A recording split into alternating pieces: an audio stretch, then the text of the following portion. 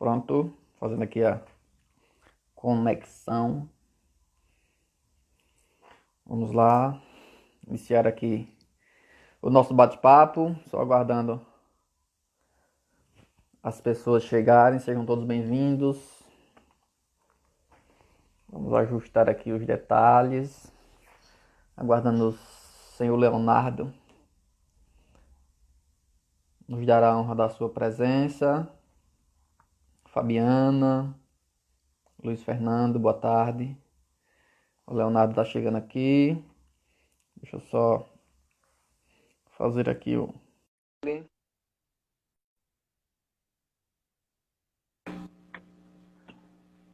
Olá, doutor Leonardo. Olá, Diógenes, tudo bem? Pode me chamar de Léo. Tudo... Boa tarde, tudo bem, Léo? Você está me ouvindo bem, me vendo? Eu tô te ouvindo bem, tô te vendo bem. Você me ouve bem? Sim, estou lhe vendo e lhe ouvindo muito bem também. Então pontualmente 1h04, tá? Vamos aqui iniciar. Vou fazer só uma breve... Tá, travou, voltou. Muito bem. Tá? Só fazendo aqui um ajuste. Deixa eu só iniciar aqui colocando aqui o tema, tá? E aí para as pessoas que inicialmente estão nos assistindo, tá? Eu conheci o Leonardo há pouco tempo, né? Antes nós não tínhamos esse vínculo de contato. Conheci-lo a partir de um evento literário, foi bem curioso. E pelo seu trajeto, né, enquanto professor e pela sua experiência também enquanto, né, estudioso e praticante aí dos ensinamentos da psicanálise, né, nós acabamos tendo algumas conversas, e aí eu decidi fazer o convite para ele nesse momento, porque eu acho de suma importância trazer um pouquinho do conhecimento, da bagagem teórica que o Lé tem, de experiência, para a gente trazer, né, esse tema tão presente e que tem sido tão difícil para as pessoas, né, lidarem com esses desafios, já que eles cresceram muito nesse nosso cenário, tá? E aí, Leonardo, tá? Eu vou deixar que você mesmo se apresente, quem é o Leonardo, de onde vem, o que é que faz, né, qual é a sua metodologia de trabalho, e aí em seguida a gente começa aqui o nosso momento. Eu tenho algumas perguntas ali fazer também, para a gente deixar o nosso momento bem dinâmico. A minha internet travou bastante agora. Você tá me ouvindo bem? Tô sim, tô lhe ouvindo bem, e vendo. Eu não consegui te ouvir o que você falou agora, se você perguntou alguma coisa. Peço desculpas, mas tem coisas da internet, né? Tá, não, eu não perguntei. Eu falei o seguinte, tá? Eu vou permitir que você mesmo se apresente, e aí depois nós vamos aqui trocando algumas informações. Eu também tenho algumas perguntas ali fazer posteriormente, para a gente deixar o nosso momento mais dinâmico. Tá certo. Bom, boa tarde a todas e a todos. Meu nome é Leonardo, eu sou professor de Sociologia do Instituto Federal de Alagoas, campus Santana do Ipanema, né? Eu resido aqui em Santana do Ipanema, falo direto aqui do sertão alagoano para o Brasil e para o mundo. Eu tenho uma formação acadêmica dentro das ciências sociais, eu sou bacharel em ciências sociais, mestre também em ciências sociais e sou doutor em antropologia. Além disso, eu fiz uma formação clínica e continuo fazendo, né, uma formação clínica em psicanálise.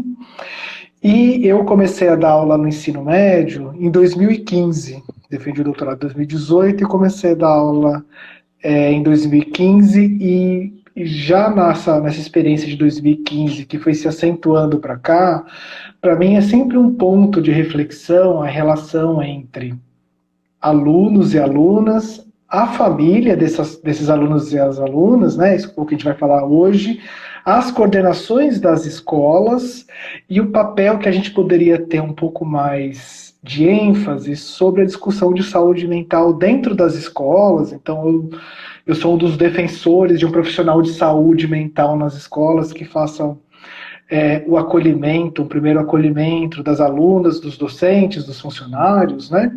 E que também ajudasse a fazer essa mediação tão difícil entre pais, professores, coordenação e alunas e alunos, né? É uma rede muito complexa, com muitas vontades envolvidas, muitas expectativas envolvidas, e nem sempre essas expectativas estão em convergência, né? E aí a gente precisava pensar nessas relações. Mas eu não sei se me apresentei corretamente, Sim. mas é um pouco por aí. Pois bem, e aí, Leonardo, quando eu me propus a, né, fazer aqui esse diálogo contigo, foi, né, para que a gente conseguisse passar para as pessoas, né, de que modo, né, as pessoas vivenciam essa angústia, porque em muitos aspectos nós acabamos identificando que as pessoas, né, no caso aí os pais, né, os que seriam os adultos saudáveis das famílias, apresentaram aí muitos elementos primitivos, tá, que a psicanálise coloca em outros momentos aí como aquele mecanismo de defesa do ego, onde acabam reproduzindo algumas ações infantis, né? Os próprios adultos, em muitos momentos, acabam produzindo e reproduzindo muitas ações infantis diante desses filhos, diante desses professores. E aí isso agora se traduz em uma verdadeira angústia, porque nós estamos diante de um cenário onde os pais estão tendo que lidar com esses filhos praticamente o dia inteiro. E aí, já que em outros momentos, esses professores, essas instituições eram muito cobradas, criticadas e às vezes até desvalorizadas por não estarem, né, fazendo e cumprindo a expectativa desses pais, hoje nós estamos vendo exatamente o inverso, tá? Os pais nunca tiveram, talvez, noção do quanto que é difícil aguentar, tá, a consequência do que eles mesmos fizeram lá no início da vida dessas pessoas, já que a base principal, quem preparou foi eles.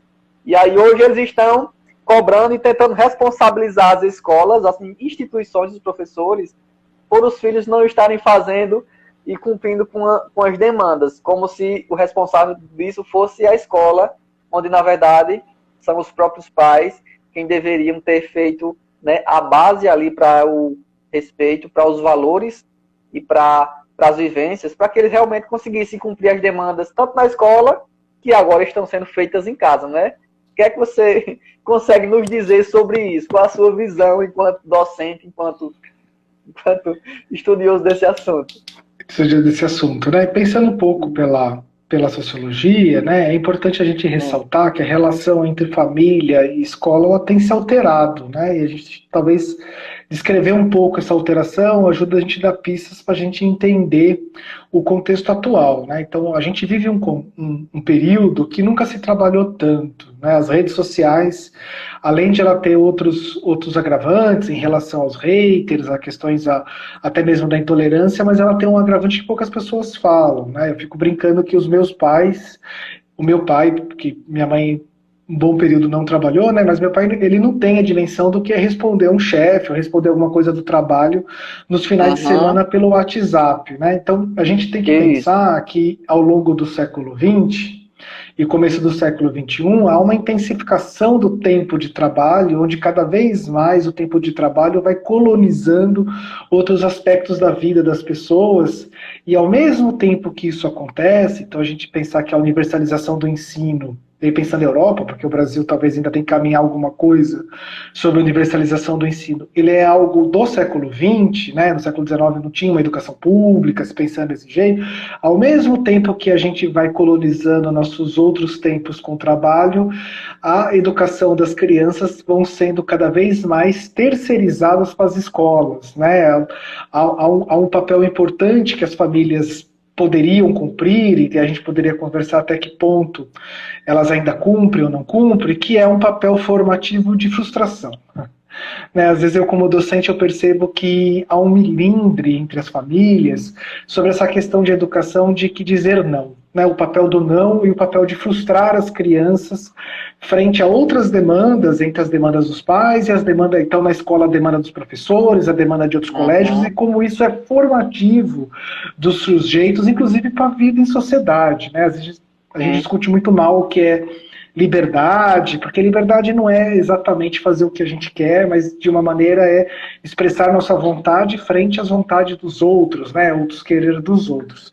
E no Brasil a gente tem um complicador nessa relação, né, entre aumento da carga de trabalho, terceirização da criação dos filhos para a escola, e ao mesmo tempo a gente tem um forte, depois dos anos 60 para cá, um forte desprestígio da carreira docente, né? Então é um pouco o que você estava reclamando, que os pais às vezes reclamam dos professores, que eles não conseguem educar bem os filhos, que não conseguem lidar com os filhos deles na escola. Uma porque às vezes há uma superproteção do pai em relação dos pais, né, em relação aos filhos, e às vezes um dos papéis da escola também é gerar esse tipo de frustração nos adolescentes, né?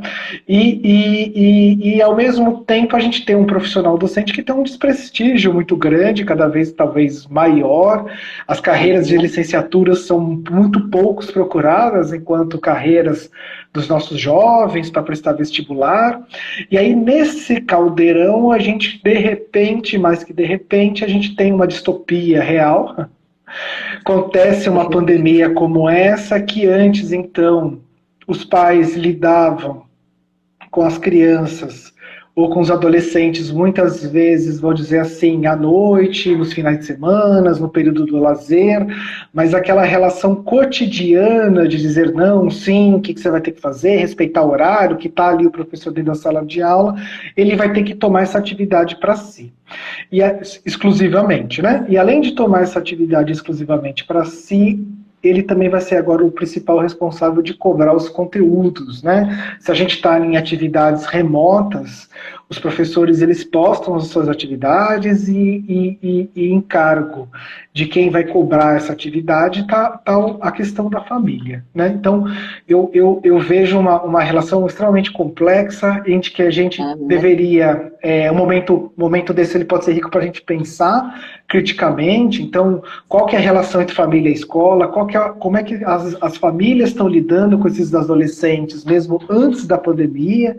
Como a gente pensar essa relação da educação frente ao não, frente à educação da imposição da vontade dos pais, independente da vontade dos filhos, porque quando você estava falando um pouco da questão ali do reforço do ego, às vezes é difícil para as famílias entenderem que os filhos são outras pessoas, né? Os filhos não são o desdobramento da vontade dos pais, por mais que os pais sonhem profissionalmente, que o filho vai ser advogado, que o filho vai ser jogador de futebol, que a filha vai ser modelo e assim vai, mas a gente precisa pensar esse momento com uma oportunidade também para que essa relação de desdobramento, né? Pais-filhos, mães-filhos, ele, na verdade, é um desdobramento de muita ruptura.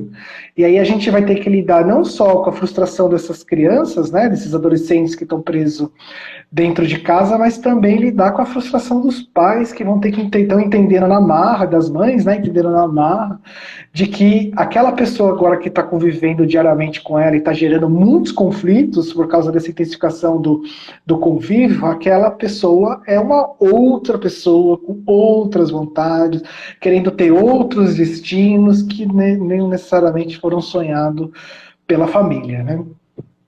Pois é, exatamente. E aí, inclusive, diante dessa sua colocação aí da frustração, tá? Ontem, inclusive, eu como outro companheiro meu que também é psicólogo, nós fizemos uma live aqui falando sobre frustração, né? O quanto que ela é importante no desenvolvimento das pessoas, né? Até que ponto nós estamos hoje vendo essa geração, que eu costumo chamar a geração Ben 10, que é de 2010 aí para cá, 2000, onde realmente a frustração ela tem se dado de um modo muito diferente. E aí essa geração mudou totalmente o contexto de entendimento de que os pais, em outros momentos, acredito que a minha geração é bem próxima da sua, nossa realidade de mais tenra idade, e aí, digamos, naquele momento, os pais realmente éramos os responsáveis por desenvolver as competências emocionais e sociais. E a escola, por sua vez, iria complementar isso, desenvolvendo as suas condições, né, de habilidades intelectuais e científicas, e assim sucessivamente. Só que aí, eu acredito que, com o desenvolver dos tempos, nós entramos quase que um colapso moral de valores, né? Isso se inverteu, isso se desfez, como você acabou de citar agora há pouco aí, principalmente quando se desvaloriza tanto os profissionais da educação, da pedagogia.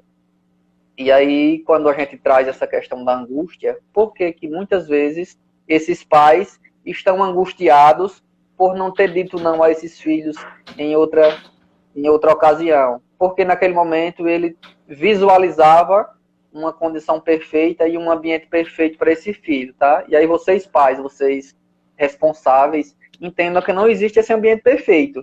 Você precisa dizer não agora para que você amanhã esteja convivendo com alguém que sabe lidar com as diferenças, né, com as escolhas, vontades e direitos também do outro. Ele não é um indivíduo que é o dono de tudo e que vai ter sempre tudo ao seu alcance. Quanto mais você ensina ele que a frustração é um processo de crescimento, sempre que há frustração, você nunca perde. Ou você ganha, ou você aprende.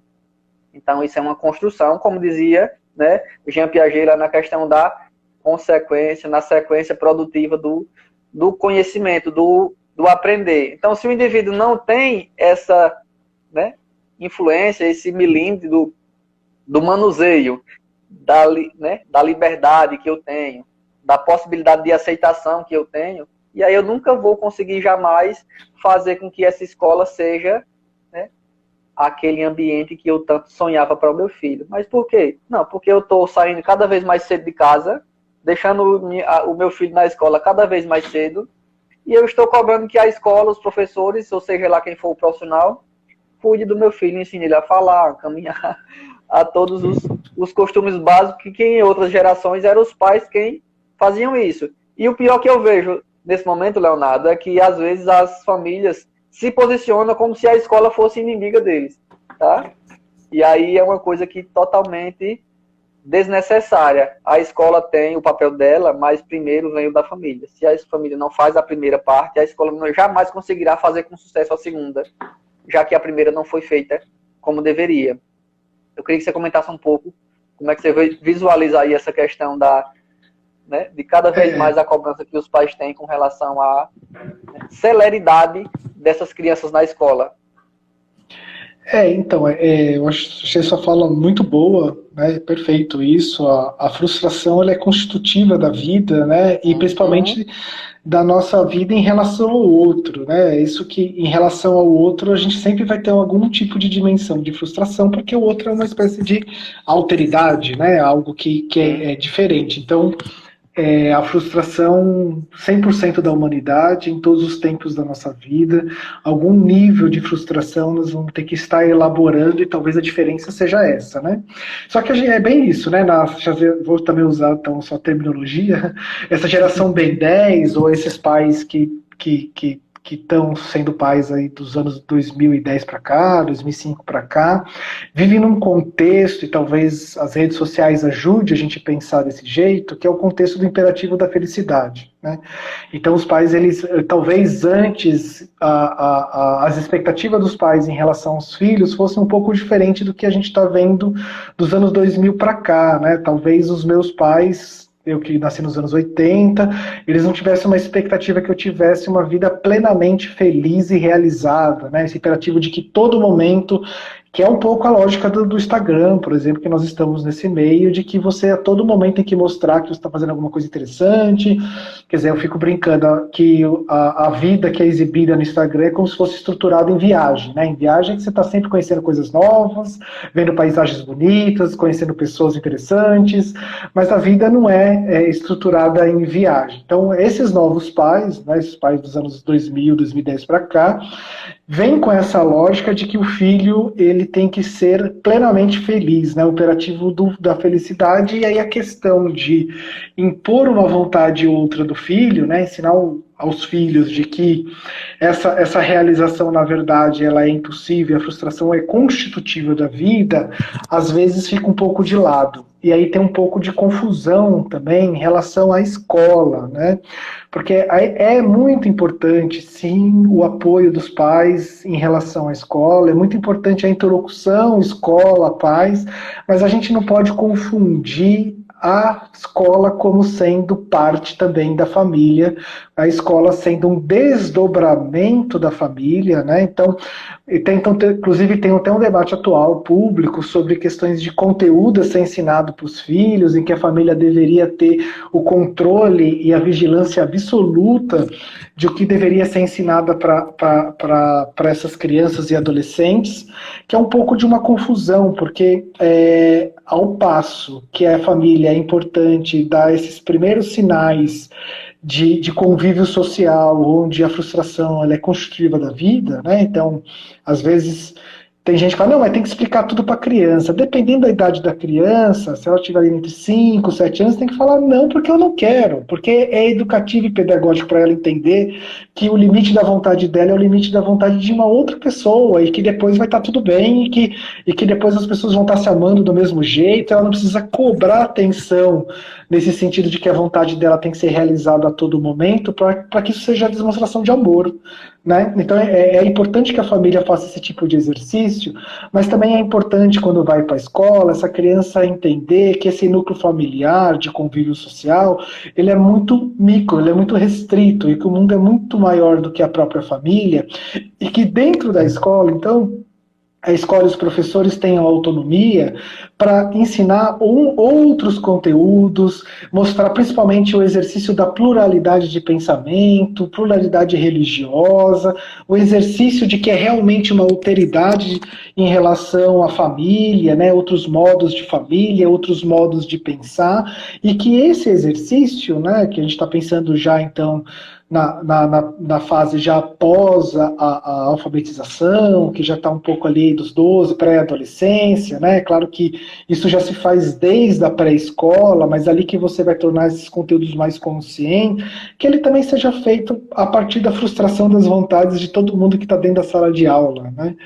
Quando eu vou falar também sobre os professores e as frustrações, né? É impossível você administrar uma sala de 20, 30 alunos sem que todo mundo saia pelo menos parcialmente frustrado, porque eu tenho ali 30 vontades sendo exercida, então o professor Sim. pede para cantar, alguém vai pular, alguém quer pular e tem que cantar, e alguém tem que fazer o exercício e não vai fazer, o professor vai achar a aula curta, né? Então há toda uma dinâmica e que na verdade o que nós estamos ensinando ali é a convivência do mundo social e é o exercício da tolerância.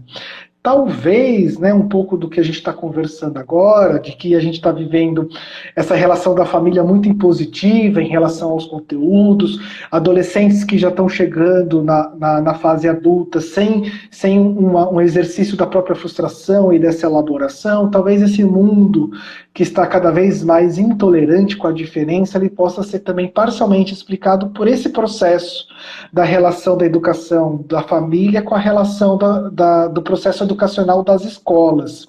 E aí, só para concluir, porque muitas vezes os pais eles têm a expectativa sobre a felicidade dos filhos, principalmente no aspecto profissional. Né? Eles estão pensando a escola como se a escola fosse um processo técnico profissionalizante, apesar que eu estou aula numa escola técnico profissionalizante, mas a escola não é só isso, né?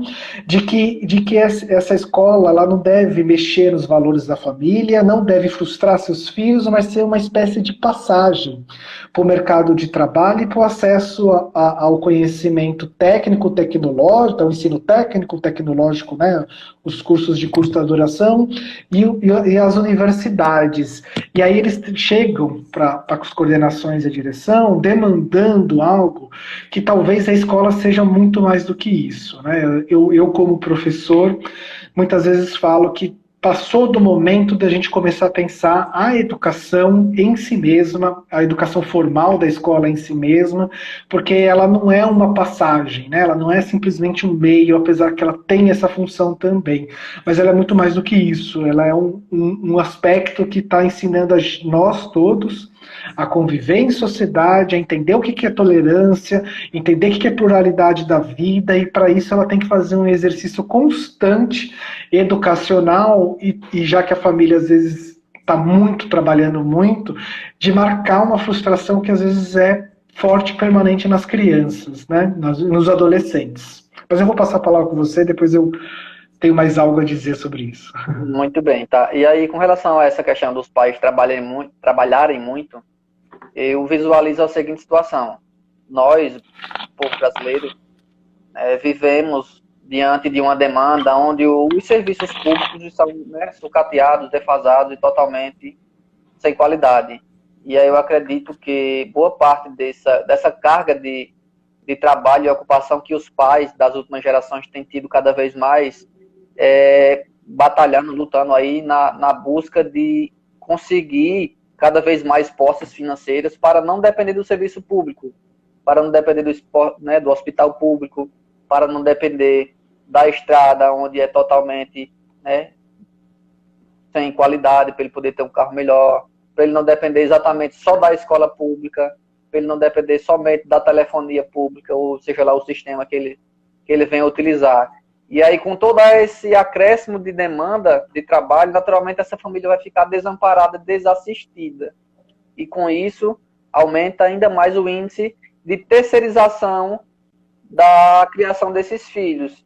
E aí uma coisa que eu visualizo muito é que nós temos hoje crianças que são mendigos afetivos. Ele não tem literalmente esse parelhamento de seres humanos. Ele não tem o hábito de conviver com pessoas. Ele vive com o celular, com o tablet, com o computador, com a TV, com a babá que não tem obrigação nenhuma de impor limites em ninguém, que ela é apenas uma pessoa que está ali para cuidar por um tempo momentâneo ali, apenas evitar que algo, né, aconteça fora do que se espera, do percurso ali da saúde, por exemplo, mas que ela não tem obrigação nenhuma de impor limites nos filhos do outro. Então, quando a família se posiciona desse modo, em buscar cada vez mais posses para não depender do serviço público, porque é péssimo o que nós temos. Então, naturalmente, ela visualiza uma condição perfeita para que esse filho não se machuque, não se fira e nem tampouco sofra. E aí nós terminamos aumentando ainda mais esse desequilíbrio social que as crianças hoje têm encarado, porque cada vez mais elas têm ido para um convívio sem estar preparado para ele. São pessoas que vão para uma escolinha para socialização, coisa que não existia na minha época e na sua. Acredito que você tem uma idade próxima da minha, e assim, eu cheguei na escola por volta dos 7 anos. Não tinha socialização. Lá já era, chamava-se de pré-escola, e a gente já iniciava realmente ali algumas coisas básicas dos primeiros comandos da gramática e dos números, enfim. Então, naquela época não tinha, e uma das coisas que eu ouvia muito, por exemplo, do meu pai e de muitos pais da época, né, da década de 80, é que eles exigiam respeito. Tá? Se você vai ser gente de bem ou que você vai ser, pouco importa, mas eu quero que você me respeite independente de tudo. E aí, assim, hoje as pessoas, os pais, o movimento é um pouco diferente. Eu presencio muito as pessoas cobrando amor. Não, você ama papai, você ama mamãe, né? Eu digo que você ama papai, o que é que você quer que papai lhe dá para você me amar? Tá? Isso é uma das cobranças mais infantis que um ser humano pode fazer, tá? E aí eu volto para aquela minha frase lá do início, tá? Quando as pessoas adultas reproduzem mecanismos, né, infantis, eles se tornam pessoas que não estão preparando, pelo contrário, eles estão atrapalhando que alguém se desenvolva como o potencial que teria, né? E aí, quando a gente começa a vivenciar essas novas relações, a gente vê o quanto as pessoas, né, têm carência, principalmente desse ouvir, né, desse acompanhar, desse viver. Porque, às vezes, a gente encontra vários alunos, eu que também trabalho na educação, eu faço um serviço de mediação na educação pública, no município vizinho aqui de Carneiros, onde muitos alunos não têm em casa a companhia, o afeto, o ouvido, e eles encontram na escola, né, no psicólogo, no professor, às vezes na diretora. Chega lá, eles queria apenas conversar um pouquinho, queria que as pessoas ouvissem o que ele está sentindo, coisa que em casa, na maioria das vezes, não acontece. Né? Como é que você visualiza hoje isso? Então, para variar, a gente vai concordar em muito, né? Mas primeiro, né, só para pontuar, eu acho que essa relação do aumento do tempo de trabalho, da colonização do trabalho e a falência dos serviços públicos, eu acho que é importante pontuar, pelo menos do meu ponto de vista, uma defesa do SUS, uma defesa da escola pública, né? E que talvez a gente está passando por um processo de romantização da precarização do trabalho, onde se trabalha muito, por poucos benefícios, e que isso está reverberando, está tendo consequências na criação das gerações que estão vindo. E aí, um ponto importante que alguns pais simplesmente terceirizam, acho que sua função, então, é trabalhar 15, 16 horas por dia para a manutenção da família, e o papel, sim, da escola é fazer educação, e isso é, por um lado, né,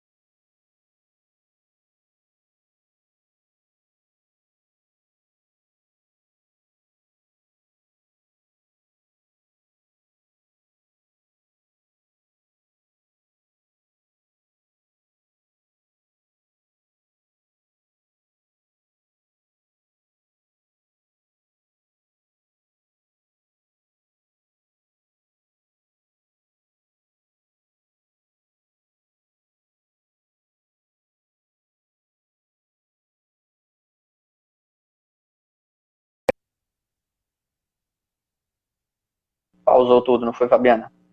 Pousou, mas voltou. Voltou, tá me ouvindo novamente? Eu tô te ouvindo novamente. Eu tava na dúvida. Eu sempre acho que é a minha, mas pode ser a internet do outro, né? Também, pode ser. Eu não sei exatamente onde foi o percurso. Um lado travou e o outro agora, mas... Né?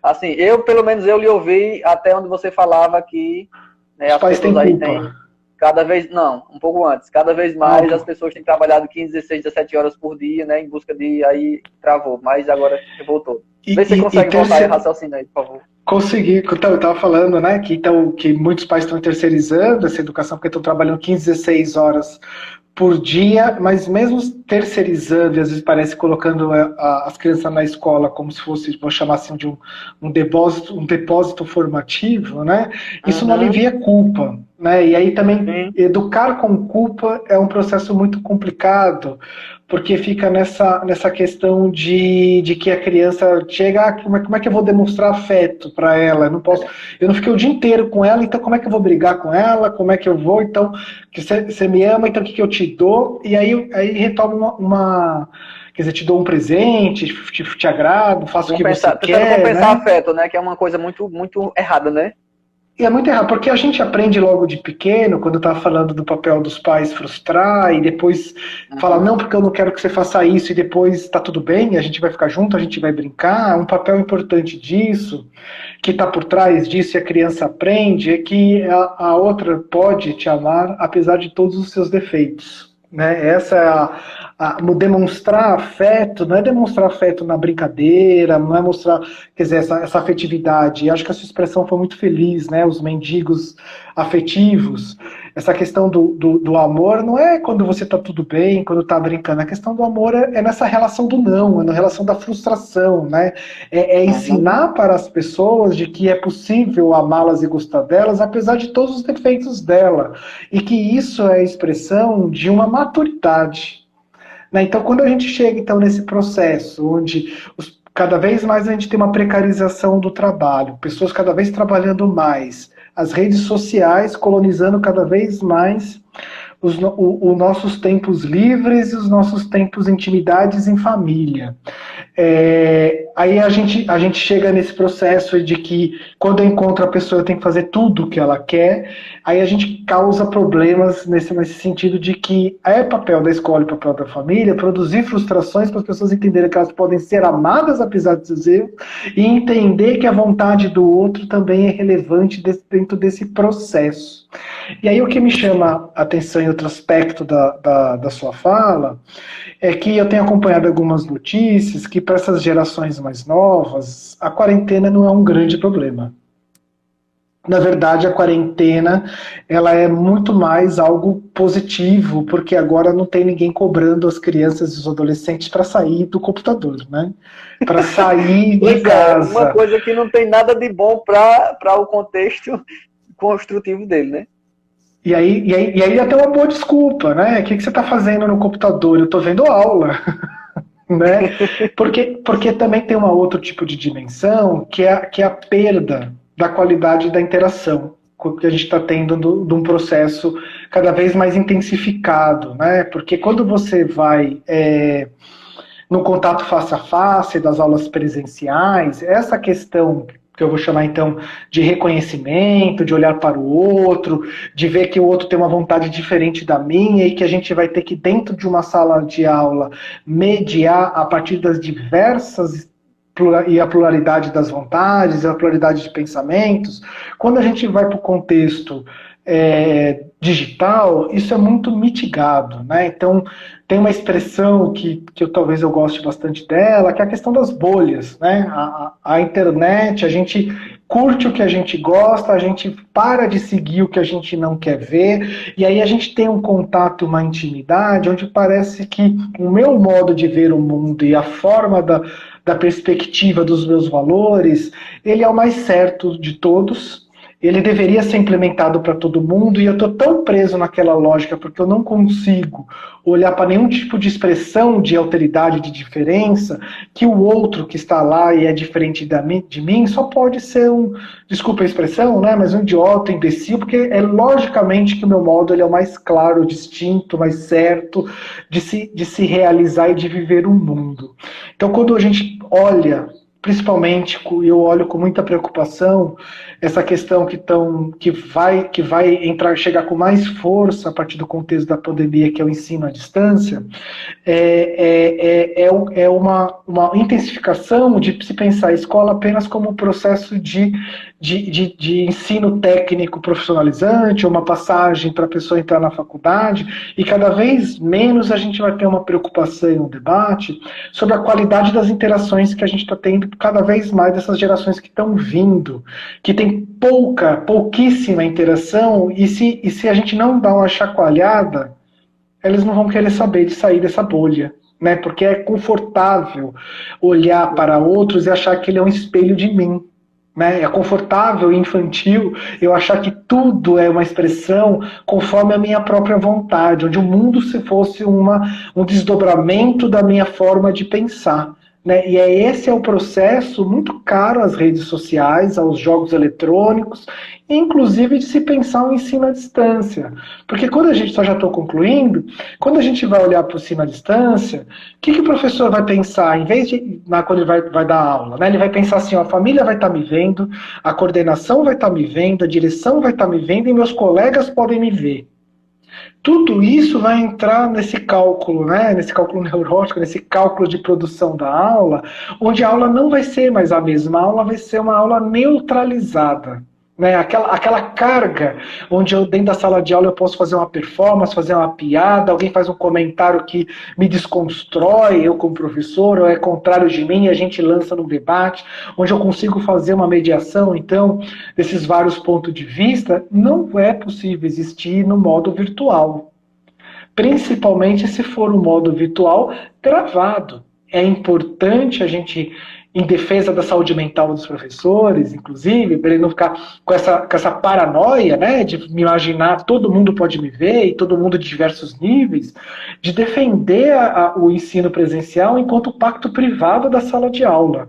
Né? Eu preciso do pacto privado da sala de aula para fazer um exercício das vontades lá dentro, porque senão eu vou ficar louco, né? Então, eu estou aqui numa live no Instagram, é claro que a gente tem um registro que não é da sala de aula, eu estou preocupado quem está me olhando, quem não está, e na sala de aula eu tenho que ter um outro tipo de preocupação, e eu preciso da privacidade, então uma defesa de que a família não venha intervir com seus valores de maneira muito direta, eu preciso ter uma autonomia do meu estilo pedagógico, então eu preciso ter uma certa privacidade da coordenação, e tudo isso faz parte, né, de um ensino que é baseado na convivência, no respeito, na diversidade, e assim vai, né? Então, defesa do presencial em prol da saúde mental dos professores.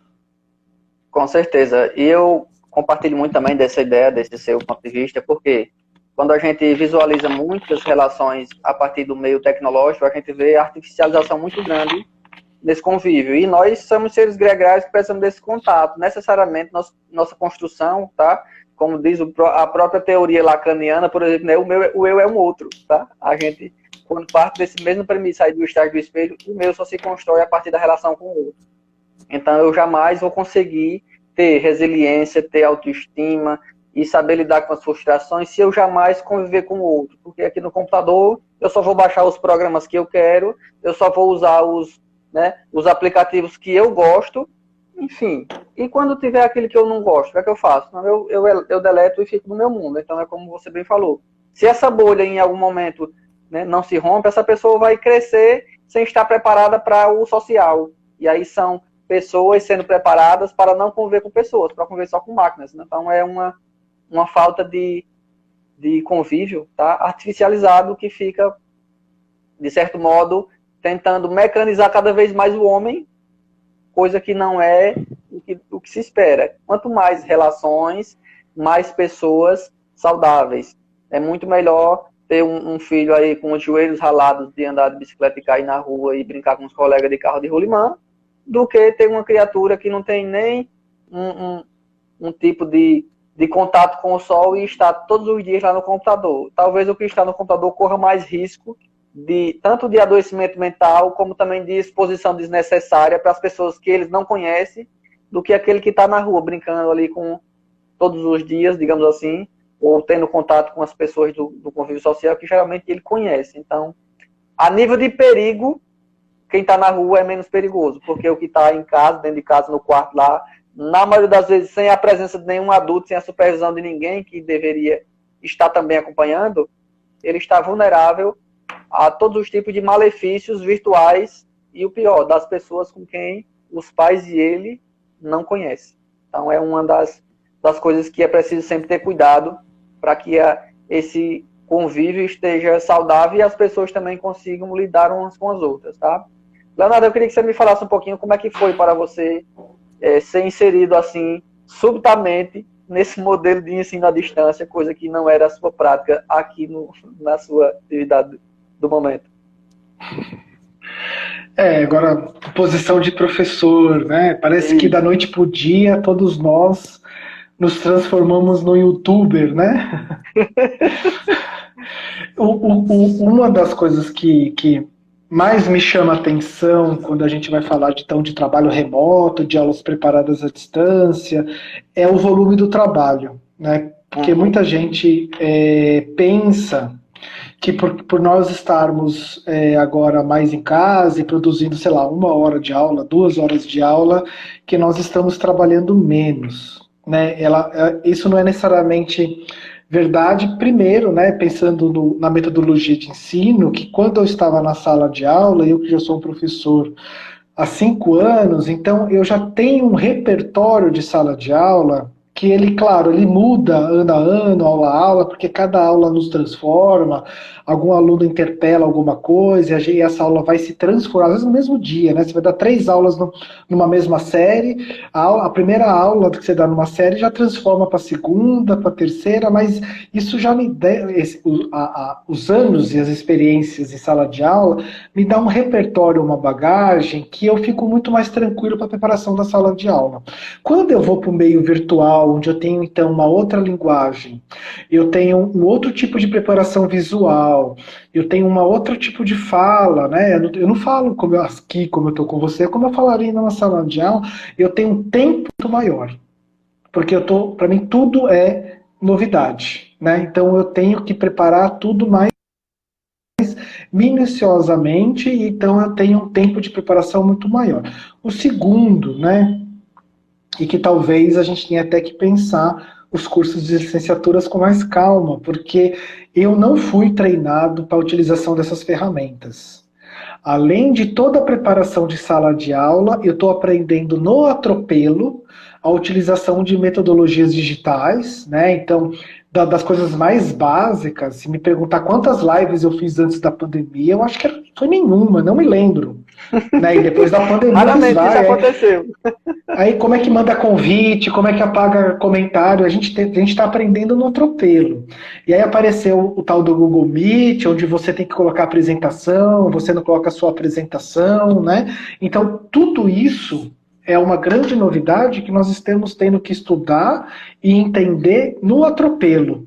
Então, a primeira coisa que eu diria, quando chegou a pandemia, né, foi lidar com essa angústia de não saber. Porque quando você está na relação da sala de aula presencial, você está muito confortável, com os anos de experiência, e de repente você é totalmente tirado do seu ponto de desconforto. E o segundo aspecto, que talvez tenha um cansaço emocional muito mais forte, é que antes você tinha 50 minutos de aula, mas você tinha modulações de descontração, de brincadeiras, muitas vezes, que às vezes as piadas faziam parte da aula, né? Você tinha esse desafogo dessa interação, do que o aluno vai comentar, de um debate que você podia produzir em sala de aula. Quando você vai para uma aula gravada ou para essas plataformas de videoconferência, a aula é intensificada de uma maneira muito forte. Então, 1 hora de aula, ela cansa muito mais. É muito mais cansativo no meio digital. Eu acho, inclusive, para assistir, né? Porque esse desafogo do contato também é para quem assiste, do que na aula presencial. E sem contar, então, e aí já para concluir, né? Porque a gente vai entrando nesse medo de que quem vai me assistir? Porque aí tem uma dimensão importante que eu acho que tem a ver um pouco com a autoestima dos professores e a dimensão do desprestígio social, porque quando eu vou para o vídeo, eu estou falando aqui, e aí a gente está falando e citando autores, a oralidade, ela tem um registro que ela não é muito precisa, né? Diferente eu escrever um texto sobre educação e Lacan e etc, e outra coisa é o registro oral, né? E esse registro oral do ao vivo, porque quando eu estou aqui no ao vivo, eu estou mostrando todas as minhas imprecisões, eu tenho correndo em muito mais erros do que se eu estaria no meio escrito, por exemplo. E a sala de aula, que eu vou chamar então daquele pacto privado, ele é permeado desses erros, né, da falabilidade. Eu falho, os alunos falham, ninguém é perfeito, todos nós estamos nos frustrando aqui juntos nessa mediação e a falha da frustração também, né, ela faz parte do processo escolar. Então, porque às vezes você não sabe, o aluno pergunta, não tem, e eu acho que não é vergonha para nenhum professor chegar e falar assim, ó, eu não sei, eu vou pesquisar e na próxima aula a gente volta a discutir. Né? Não é vergonha, mas quando eu estou na privacidade da intimidade, da relação com as alunas e os alunos na sala de aula, eu tenho uma segurança a mais para isso. Porque aí eu vou cometer algum tipo de imprecisão, ou vou fazer algum erro, eu não sei, eu já vou ficar pensando, falar, pronto, o coordenador vai me ligar amanhã, vai me mandar um zap desligando essa live. Pronto, a família vai reclamar e vai falar, olha o nível desses professores que dão aula para o meu filho, eles não sabem os conteúdos direito, né? Por causa dessa relação de desprestígio social que os professores têm. Então, essa exposição, né? E a gente teria que então trabalhar a autoestima dos professores, né, fazer um processo de escuta deles para bancar o erro, né, e bancar o erro público. Porque errar, todos nós vamos errar em algum momento, serem precisos, todos nós seremos precisos em algum momento. Só que uma coisa é ser preciso privadamente na sala de aula e outra coisa é ser previsto aqui no. Eu já falei errado, tá vendo? Sem preciso sem preciso no espaço, né, público que está todo mundo assistindo, eu não sei quem está me assistindo, é preciso se autorizar a ir bancar e errar nesse processo, né? Mas tudo isso é algo extremamente complicado e também tem algo que tem do tempo da quarentena, e já estou no último ponto. Porque agora que eu me sinto mais, eu acho que meus colegas, mais à vontade com as tecnologias, cada vez mais o emprego da tecnologia e esse contato virtual, ele está satisfazendo menos e eu estou ficando cada vez mais angustiado com o tempo de quarentena. Né, ele tá, pelo menos eu tenho que com meus colegas e eu diria por mim mesmo que essa quarentena prolongada e a falta de entrar em sala de aula, ela está cada vez mais difícil de elaborar e de lidar com isso. Porque não satisfaz, né? Eu adoro fazer lives e eu tô com muito prazer aqui conversando com você, mas eu tô com uma saudade danada da gente se encontrar, que nem a gente se encontrou ali na.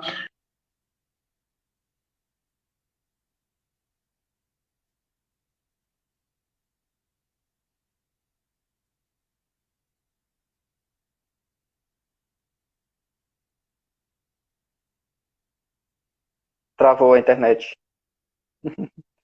Só um instante, segura aí para ver se desengancha aqui que travou.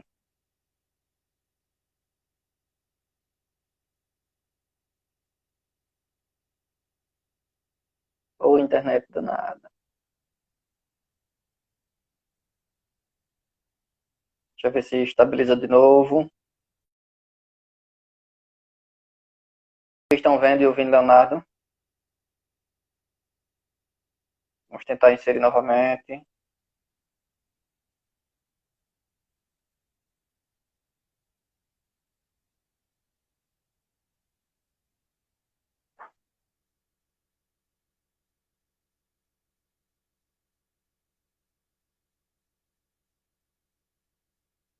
Já está indo. Mandei novamente o convite. Vamos restabelecer de novo a conexão para a gente finalizar aqui o nosso momento.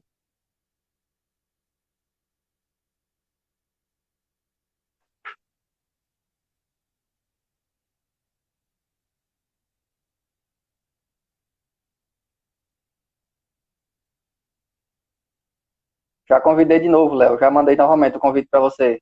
Veja se chegou aí alguma coisa.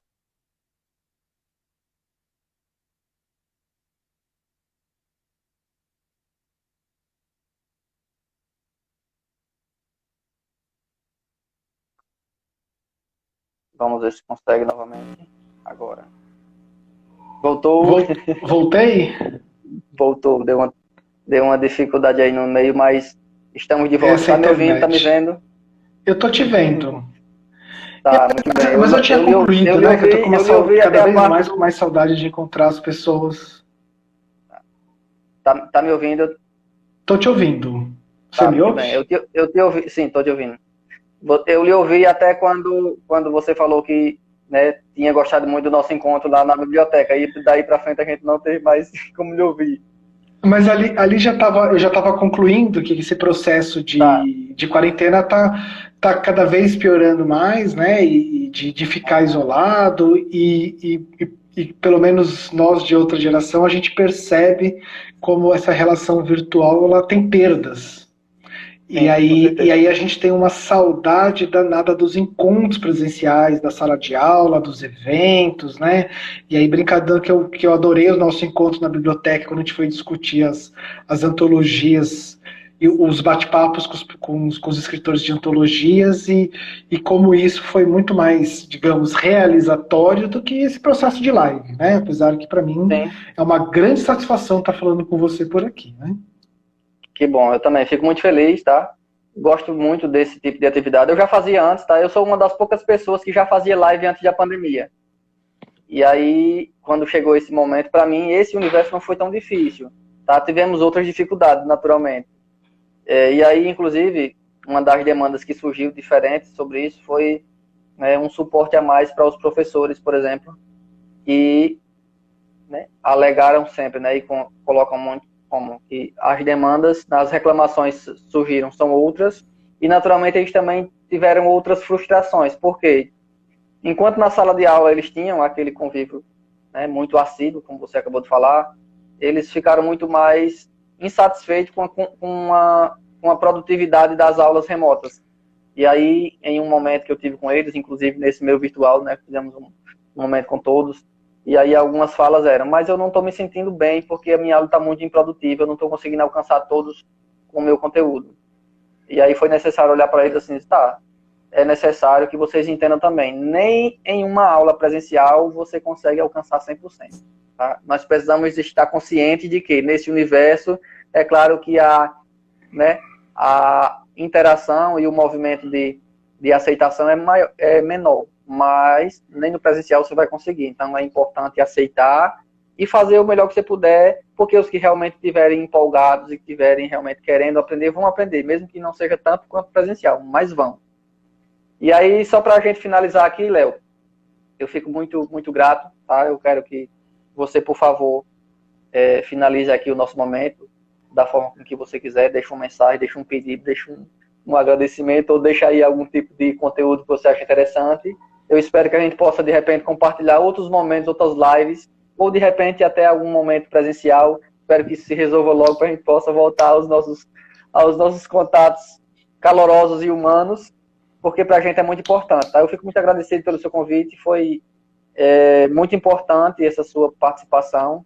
Quando eu estava aqui pensando nas pessoas que poderiam me dar a honra desse momento, falar um pouquinho sobre esse assunto tão importante, tá? Logo de primeira, devido ao acompanhar o seu trabalho, eu selecionei a sua pessoa assim sem você saber, mas foi muito bom poder contar com você. Muito obrigado mesmo pela sua participação, tá? Travou aí um pouquinho. Deixa restabelecer. Vamos ver se consegue estabilizar para a gente finalizar aqui.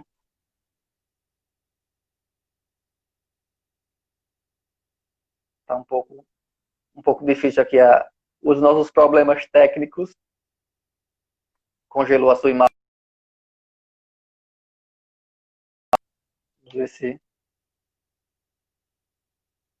consegue novamente.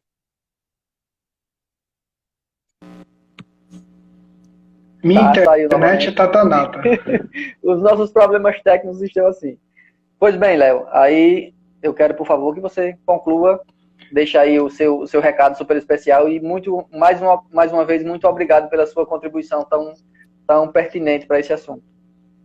Bom, primeiramente agradecer o convite, né? Para mim é um prazer fazer interlocução com você, desde aquela primeira vez na biblioteca aqui do Centro de Santana do Ipanema, na Brena Cioli.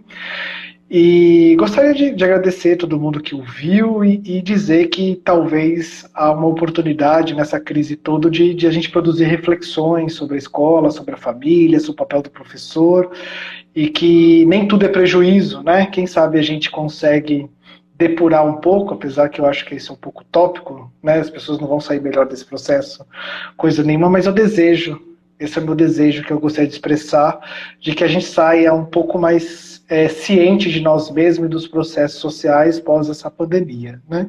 E vamos olhar com bastante carinho para essa relação face a face que as crianças precisam tão produzir e deixar um pouco distante a relação com o mundo virtual, né? Exatamente, tá? E aí, para os pais e cuidadores e responsáveis, tá? Eu quero deixar um pequeno recadinho, tá? Cuidem dos seus filhos, eduquem com carinho, expressem afetos, convivam com eles, brinquem, joguem dominó, pulem corda, joguem peão, brinquem jogo da velha. As coisas mais básicas são as que mais constroem os seus filhos nas relações que eles precisam, tá? Não sejam pais ausentes em todos os aspectos, ao menos em algum momento sejam aqueles pais, aqueles responsáveis que se importam, que realmente assistem e que acompanham, de certo modo, o desenvolvimento, porque não tem nada mais doentio para um ser humano do que a ausência de afeto. E aí, tudo isso é o que nós precisamos para dar seguimento na construção e nas relações, tá? Léo, muito obrigado. Até breve. Vou tentar mandar para você a live, para que você possa publicar no seu também. E as pessoas que quiserem assistir vai estar salvo aqui no meu IGTV e também no meu canal do YouTube, quem precisar assistir depois, tá? Grande abraço, até breve. Um abração, até breve, viu? Tchau, tchau, prazer. Obrigado.